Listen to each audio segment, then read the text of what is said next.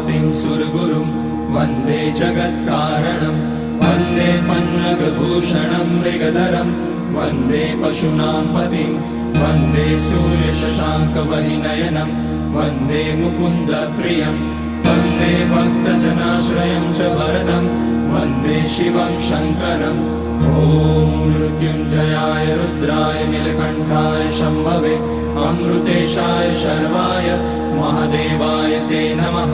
नमस्तेस्तु भगवन् विश्वेश्वराय महादेवाय त्र्यम्बकाय त्रिपुरान्तकाय त्रिकाग्निकालाय कालाग्निरुद्राय नीलकण्ठाय मृत्युञ्जयाय सर्वेश्वराय सदाशिवाय श्रीमान् महादेवाय नमः। ॐ नमः शम्भवाय च मयोभवाय च नमः शङ्कराय च मयस्कराय च नमः